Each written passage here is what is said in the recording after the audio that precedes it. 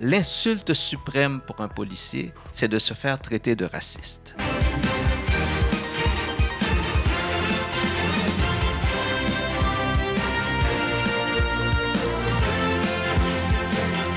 Bonsoir à tous et à toutes, merci d'être à l'écoute. C'est un plaisir de vous retrouver, c'est un honneur de vous retrouver à l'occasion du mois de l'histoire des Noirs. On est très content de vous apporter cette émission, cette nouvelle édition bien sûr. Et aujourd'hui, regardez, prenez vos cahiers, il y aura évidemment de la bonne information. On est très content comme je le dis et moi, Jackson Germain et Sherline Duverneau, on va vous apporter cette émission. Sherline, bonsoir, c'est un plaisir d'être avec toi. Bonsoir Jackson, merci, c'est un plaisir d'être avec toi aussi. Comme Jackson vient de le dire, c'est le mois de l'histoire des Noirs, on est au mois de février et c'est la raison pour laquelle qu'on a fait le choix de quelqu'un très influent dans la communauté pour venir nous parler des enjeux, des impacts de la politique, de l'économie et aussi des impacts sociaux sur toutes les communautés, surtout la communauté noire. Excellent. Alors, c'est pas n'importe qui, on va pas vous faire attendre. Il s'agit bien sûr de Monsieur Frédéric Boiron. C'est un idéal type, c'est une icône dans notre communauté. C'est quelqu'un qui porte toujours une parole d'espoir. C'est quelqu'un qui a toujours le bon terme pour expliquer les réalités sociales. Il est sociologue. Bien entendu, avec lui, on va avoir cette émission autour de l'avènement de Donald Trump. Et on va voir les impacts socio-économiques de son mandat, bien entendu. Et il y a la peur un peu partout. Il y a la peur un peu partout, que ce soit en politique, en économie, un peu partout. Mais tout le monde, en Europe, un peu partout, eh bien, on a peur de ce monsieur. Eh bien, on va voir ça avec monsieur Frédéric Boiron, à qui on dit bonsoir, monsieur Boiron. Alors, Frédéric Boiron, bonsoir, bienvenue à notre émission. C'est un honneur de vous avoir avec nous. Eh bien, merci beaucoup. Merci de me faire l'honneur de me donner la possibilité de vous rencontrer et puis la possibilité de parler à votre auditoire. Donc, c'est vous qui me faites cet honneur-là. Quand même une petite correction. Tu as dit, c'est pas n'importe qui. Quand je suis chez moi, c'est n'importe qui. Je comprends.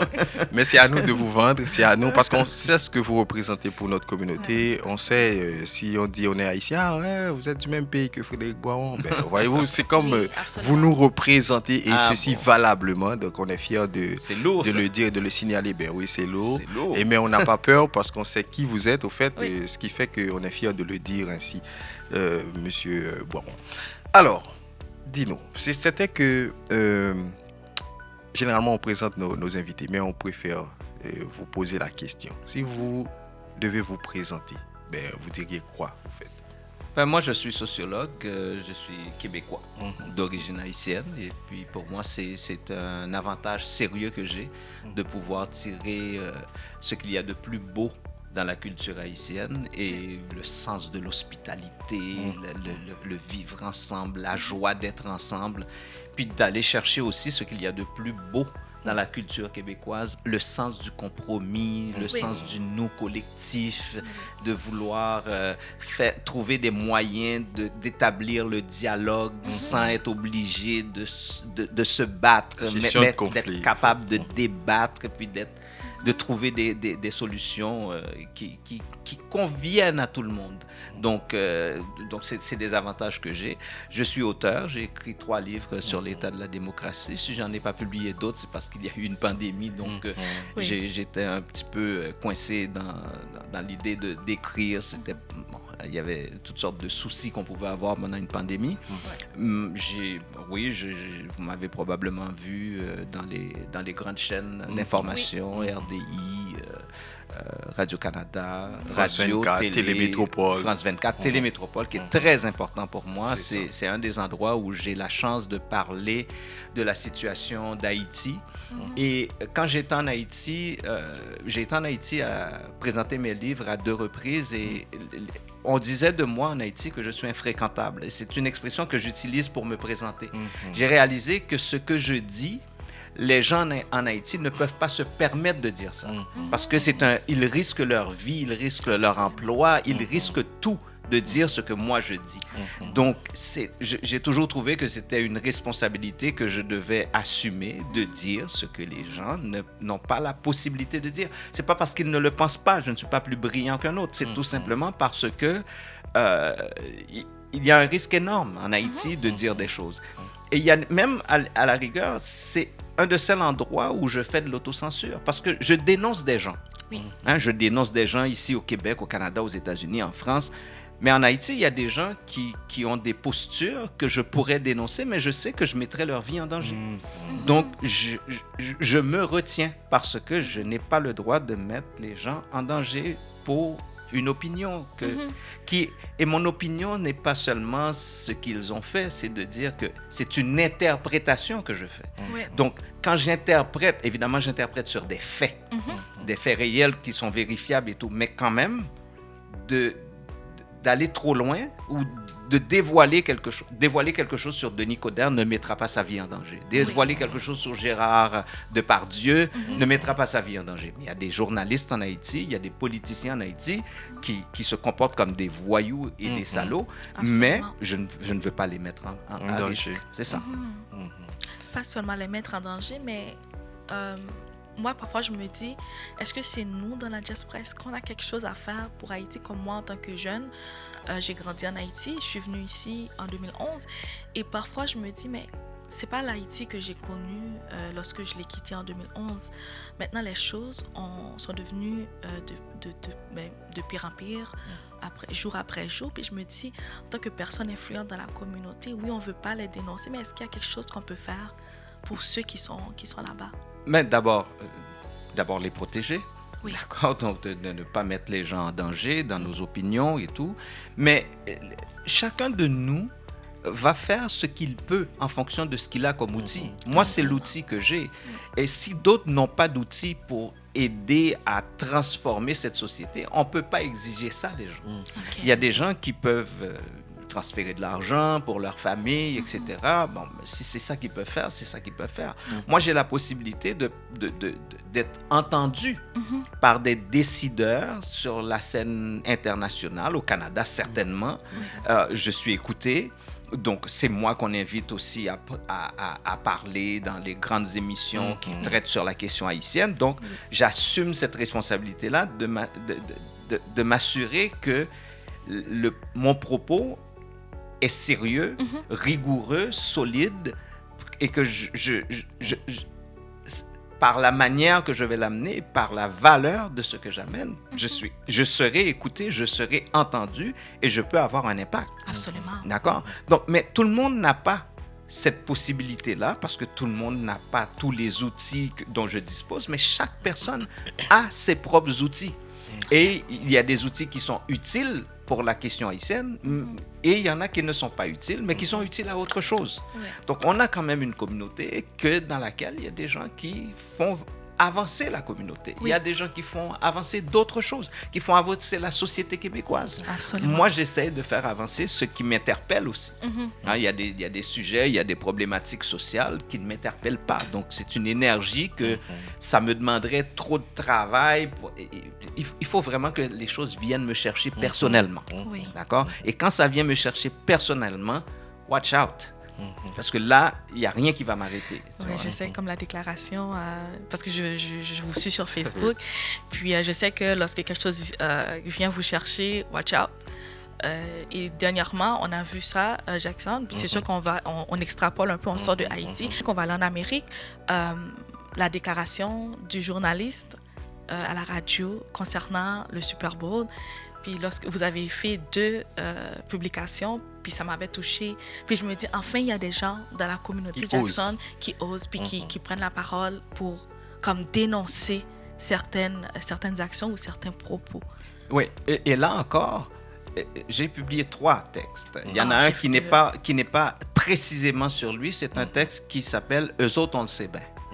Ah oui, je l'ai lu. Où je dis que le premier réflexe que nous avons comme individus, quand nous voyons l'autre qui est différent de nous, qui fait quelque chose qui nous déplaît, le premier réflexe que nous avons comme individus, c'est de dire, comme Québécois, c'est de dire « eux autres, on le sait bien ». En créole, on connaît. Okay? Donc, à partir de ce réflexe-là, ce que vous allez dire après, la façon que vous allez gérer ce réflexe qui est dans votre tête, va faire toute la différence. Et ce qui est arrivé à Louis Lacroix, le journaliste en question, c'est qu'il a vu des jeunes noirs à la télé et lui, il s'est dit, eux autres, on le sait bien. Et là, il a écrit sur Twitter, ma télé a été envahie par des gangs de rue. D'accord? Donc, moi, ce que je dis, c'est que ce propos-là, c'est qu'il s'est dit, eux autres, on le sait bien. Quand ils sont comme ça, quand ils sont habillés comme ça, quand ils parlent comme ça, quand ils chantent comme ça, ça doit être des gangs de rue. Donc là, il écrit ça. Et je dis, mais qu'est-ce qui est raciste là-dedans? Ce qui est raciste là-dedans, c'est que tu dis que chaque fois que je vois un noir qui ressemble à ce que j'ai dans ma télé, c'est sûrement un gars de gang de rue.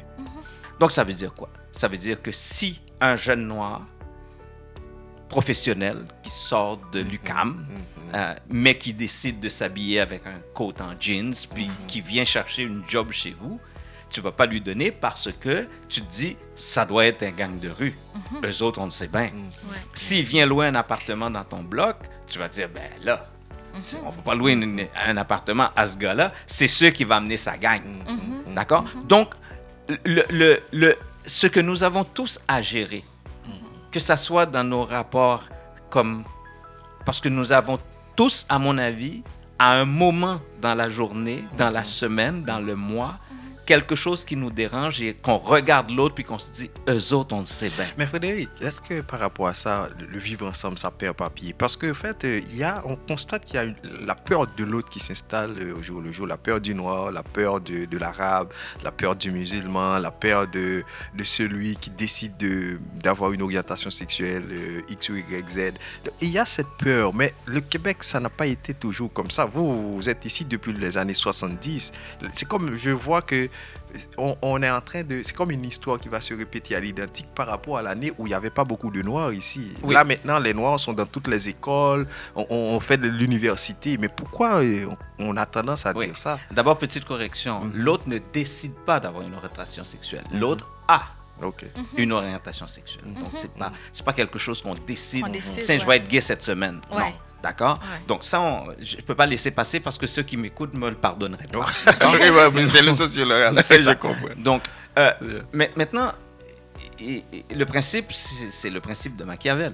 C'est-à-dire, il faut diviser pour régner. Donc, il faut qu'on différencie l'autre pour pouvoir gagner le vote des uns. Il faut démoniser l'autre. Donc, ici au Québec, au cours des dernières années, on a vu que c'est l'immigrant qu'on démonise. Oui, bien d'accord? sûr. Mais le Canada anglais a longtemps démonisé le Québécois blanc francophone. Oui. Donc, et pourquoi chacun va tirer... quand le Québécois blanc francophone était démonisé, c'était un rapport économique. C'est-à-dire qu'on disait... Je raconte souvent cet épisode de l'histoire du Québec. C'est un monsieur qui s'appelait Donald Gordon, qui était président du CN. J'ai écrit un texte sur mon blog là-dessus, qui s'est présenté au Parlement canadien pour négocier des crédits pour le CN. Et puis, on lui a posé la question, mais pourquoi il n'y a aucun Canadien français comme cadre supérieur au CN? Et il avait répondu, il n'y a aucun Canadien français assez compétent pour être cadre au CN. Wow. Donc, mais... c'est l'équivalent du gars qui regarde dans sa télé, qui dit que moi, je vois des Noirs, eux autres, on le sait bien, ça doit être des gangs de rue. C'est exactement la même démarche. D'accord? C'est la même démarche, c'est-à-dire qu'on prend l'autre, on prend une image de l'autre. Probablement qu'il a eu un Canadien français qui était cadre, puis qui a pas été à la hauteur, puis à ce moment-là, mais tous les Canadiens français deviennent des incompétents. Donc, c'est ça, cette généralisation. Et quand on fait cette généralisation, ben, ça nous permet justement de classer des gens. Et le racisme, c'est ça, c'est la racialisation, par exemple, de dire, OK, vous êtes une race inférieure. Dans la race humaine, vous faites partie de cette race inférieure que sont les Autochtones, les Noirs, etc., etc. Donc, c'est un comportement humain qui nous amène justement à classer les gens en fonction de leur couleur. En fonction de leur couleur, de leur orientation sexuelle, de leur origine, de la langue, de leur appartenance et même de leur quartier. Oui, Absolument. exactement. Oui.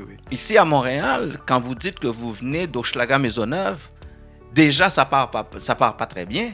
Mais si vous venez d'Hochelaga Maisonneuve, en bas de la traque, ça va pas bien. Ça va vraiment pas bien. Ça va vraiment pas bien. D'accord? Donc, mais tout ça, c'est dans la tête de celui qui regarde. En anglais, on dit « Beauty is in the eye of the beholder ». Exactement. OK? La beauté est dans l'œil de celui qui regarde. T'es belle pour moi, t'es pas beau. C'est ça. T'es beau, t'es pas belle. Tu sais, donc, c'est cette peur de l'autre, c'est une construction qui permet de gagner quelque chose. Alors, si moi, je décide que je vais m'attaquer à une catégorie bien précise de la population ou même de la communauté haïtienne, et puis je vais m'attaquer à... je vais amener... J'ai assez de pouvoir de la parole là, pour aller chercher quelques personnes pour qu'on haïsse une couple de personnes. Oui. D'accord? Donc, mais ça, c'est une décision. C'est ça. Parce que c'est rentable. C'est ça. Ce qui nous amène au mot « diviser pour régner ». D'ailleurs, je peux dire que c'est vraiment le cheval de bataille de plusieurs politiciens au Québec et aux États-Unis. D'ailleurs, au Québec, en 2022, lors des élections, on a assisté aux déclarations du ministre du Travail à l'époque, je pense, M. Boulet, qui a dit que les Noirs ne travaillent pas ou peu importe. Je ne me rappelle pas vraiment de ces expressions, de ces propos. Et là, en 2024-2025, on assiste à quelqu'un très influent, on peut le dire, parce que c'est le président des États-Unis qui rentre dans le même jeu. D'ailleurs, c'était toujours son jeu en 2020 et maintenant en 2025. Quel impact pour les gens de la communauté, surtout les gens de la communauté noire, l'avènement de M. Trump au pouvoir?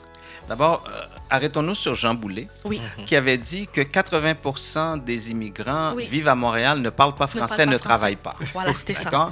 Il était ministre de l'Immigration. D'accord? Okay. Et ça s'est passé pendant les élections et François Legault a dit « Ouais, là, c'est pas très brillant, c'est ce qu'il a fait comme déclaration. C'est sûr qu'on le remettra pas ministre de l'Immigration. » Maintenant, il est ministre du Travail. Mais il est ministre du Travail. Oui, ministre du Travail. Exactement. C'est encore pire. Exact. Ouais, c'est D'accord? vrai. C'est encore pire parce que de dire ça, que les immigrants ne veulent pas travailler, etc., les immigrants peuvent toujours prouver qu'ils travaillent. Mais de mettre quelqu'un comme ministre du Travail qui tient un propos, parce que je tiens à le préciser, qui tient un propos discriminatoire, Oui, c'était discriminatoire. il ne devrait plus jamais être ministre. Absolument. Mais pourtant, on l'a remis là. Bon. Maintenant, l'avènement Trump, c'est pas quelque chose de nouveau. C'est-à-dire, l'Amérique est une Amérique esclavagiste, ségrégationniste, et est une Amérique aussi qui n'a jamais réussi à guérir ses blessures profondes comme société. Blessures, si c'en est, dépendamment de où on est. Hein? Alors, si vous faites partie des communautés marginalisées, des communautés noires, etc., ce sont des blessures que vous portez. Mais si vous faites partie de la communauté qui a bénéficié de tout ça, c'est pas une blessure, c'est quelque chose avec lequel on va essayer de composer. Bon, on peut avoir un peu de gêne avec ça, mais quand même. D'accord. Maintenant, ce phénomène-là de la façon de concevoir l'immigration, l'autre même, pas seulement l'immigration, les Noirs américains, les Autochtones américains aussi. Donc, la façon de diviser cette société-là, c'est toujours le même principe de diviser pour régner. Mais il ne faut pas croire que Trump est quelque chose de particulier dans le monde. C'est-à-dire qu'en Europe, ça fait des années qu'on tient ce genre de discours. Oui, absolument. Non seulement que l'Amérique a sa propre histoire, ségrégationniste, etc., mais le discours est venu, la vague de fond est venue d'Europe. D'accord? Marine Le Pen, je pense. Bien avant Marine Le Pen, il y avait son père, Jean-Marie, il y en ouais. avait d'autres avant ça. Et on a vu une droitisation même de ceux qui étaient de gauche. Toute la théorie du grand remplacement, ces choses-là, qu'on dit, ben oui, mais les immigrants veulent nous remplacer, veulent prendre notre place, etc., etc. Donc, eux ont leur réalité sociale et chaque pays a ses propres réalités. Mais l'idée de départ, c'est que tout le monde veut trouver un ennemi. Parce que si on n'a pas d'ennemi, on n'est pas capable de rallier des gens. Donc, pour rallier des gens, il faut que nous ayons tous le même ennemi.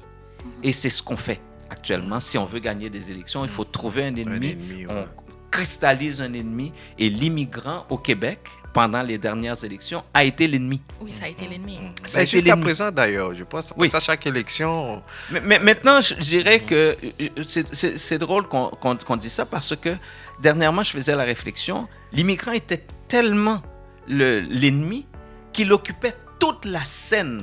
Absolument. Tous les médias, tous les jours, oui. c'était là-dessus. Ouais.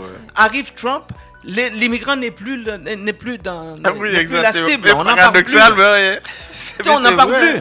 On n'en parle plus. On parle de tarifs, tu sais, De tarifs douaniers, de tout. de tout, de la panique, etc. Mais c'est vrai. On parle, est-ce qu'on retourne au pétrole, on retourne pas au pétrole, etc. Puis tout d'un coup, On cherche de nouveaux marchés. Oui. Est-ce qu'on va vendre l'aluminium où? non, il me semblait qu'il y a à peine un mois ou deux, On l'immigrant, était c'était comme Ouais. l'ennemi majeur qu'il fallait. Et François Legault disait qu'on avait 500 000 immigrants de trop. Oui. Puis il fallait réduire ça, il fallait ci, il On fallait parlait des ça. écoles et tout. Des écoles, ils prennent nos places dans nos garderies, on ne peut Oui. pas avoir L'hôpital d'enfants. est congestionné. Les hôpitaux sont congestionnés, les écoles sont congestionnées, les garderies sont congestionnées. Ce qui est un fait, hein.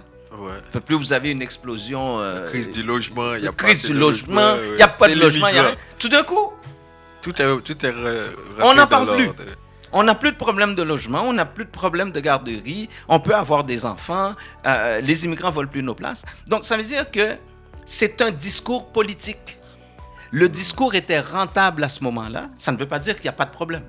Ben oui. C'est-à-dire que quand vous avez autant de personnes qui arrivent dans un pays, dans une ville, c'est clair que vous allez avoir des problèmes de logement. C'est clair que vous allez avoir des problèmes dans les urgences, dans les garderies, dans les classes. C'est clair, il n'y a pas de problème avec ça, c'est clair. Il n'y a pas de doute. Des fois, c'est parce que ça marque, c'est comme ça cache le manque d'efficacité ou d'investissement aussi dans ça, parce que Oui, sauf la logique.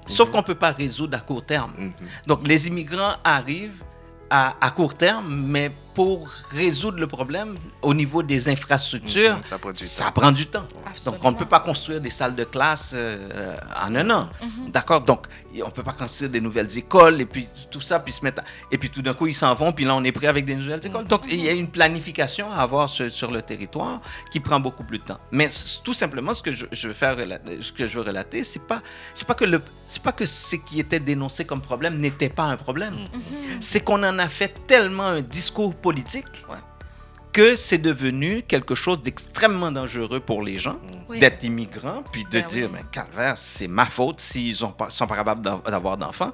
Et puis là, tout d'un coup, ben, les immigrants ont la vie tranquille parce que c'est plus eux le problème. Ouais. La planète entière a un seul problème. Un seul C'est problème, Donald c'est Trump. Donald Ça s'appelle Donald Trump. Donald Trump. Ouais. Donc, tout le reste a été soudainement invisibilisé. Oui. Mais pourtant, on aurait pu très bien continuer, on pourra très bien continuer après Donald Trump à invisibiliser le problème puis le régler. Oui. Plutôt que de monter les gens un contre l'autre. Plutôt que de créer cette peur de l'autre qui fait que tu te dis, ouais, mais c'est la faute des immigrants, tout est la faute des immigrants. Donc, c'est ça l'importance de pouvoir nuancer ces discours-là. Puis des fois, c'est important de les faire taire aussi. Oui. D'accord? Il faut les faire taire. Oui, Voilà. C'est ça. absolument. Mais en fait, les impacts, c'était ça la question. Pensez-vous que l'arrivée de Trump, ça aura un impact direct pour nous autres noirs, nous autres de la communauté noire, en fait? Bon, d'abord, aux États-Unis, ça a un impact. D'accord? Ça a un impact et ça n'en a pas. Le premier impact, les programmes de diversité, inclusion, etc. Et ça aussi, j'ai écrit là-dessus. Les premiers bénéficiaires des programmes de diversité, inclusion, je me rappelle plus, c'est des EDI, EDI, oui. équité, diversité, inclusion.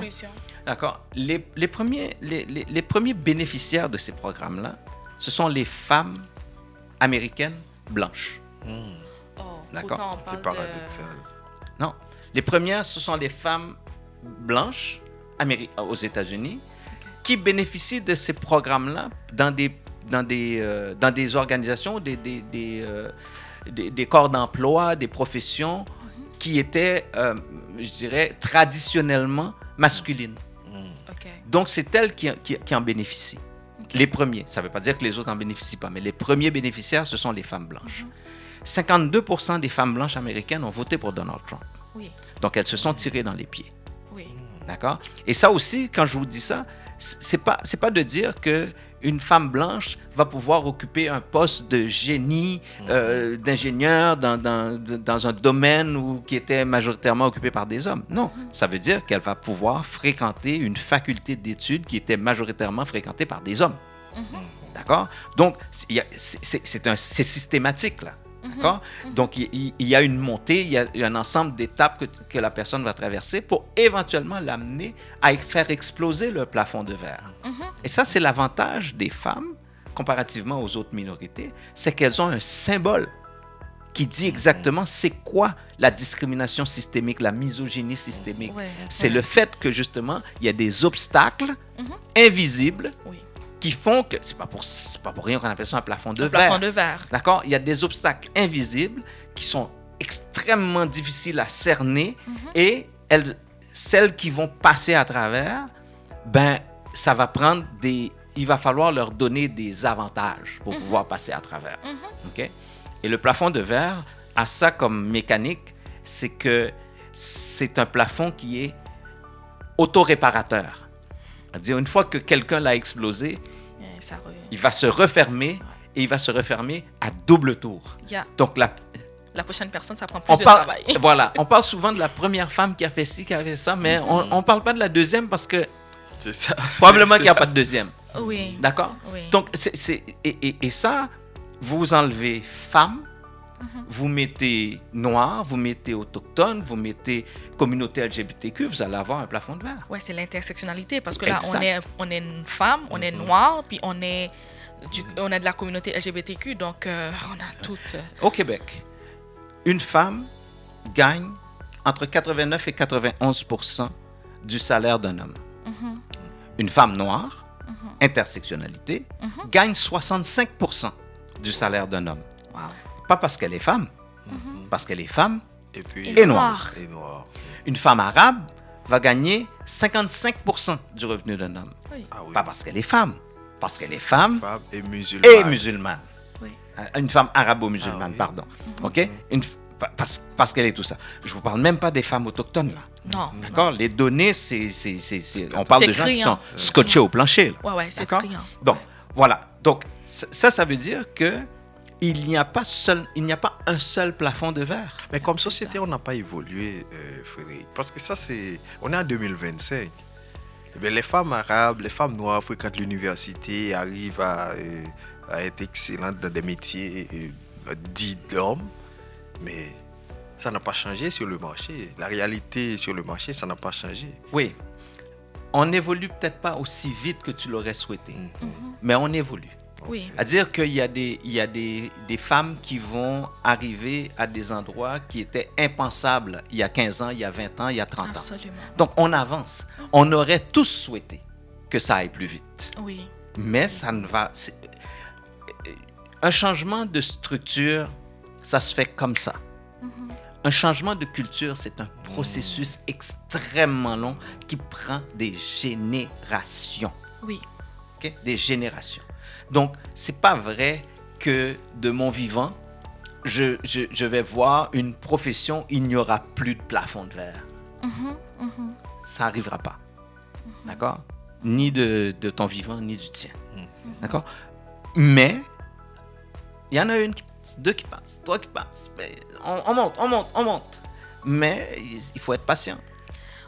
On a tendance à penser que lorsqu'on parle de la première femme, puis on a tendance à dire qu'elle doit préparer la place pour celles qui vont venir. Mais lorsqu'on vient de dire qu'une fois que cette femme-là passe, la porte, on a mis une deuxième C'est refermé. clé, c'est refermé Oui. doublement pour empêcher les autres femmes. Parce que là, on reste en politique. C'est sûr qu'on veut parler de politique américaine, mais on va parler de 2022, ce qui est arrivé à Mme Anglade. On a vu, c'est la première femme noire qui était devenue chef d'un parti politique québécois. Puis, on a vu tout ce qui se passait dans les médias. On a vu ce qui se passait dans son entourage. Puis, on s'est dit, mais OK, Madame Anglade, en tant que femme noire, elle a vécu ça, mais est-ce qu'il y a une autre femme noire qui va oser? Parfois, on se oui, pose la question. Mais oui, parce qu'avant Dominique Anglade, il y a d'autres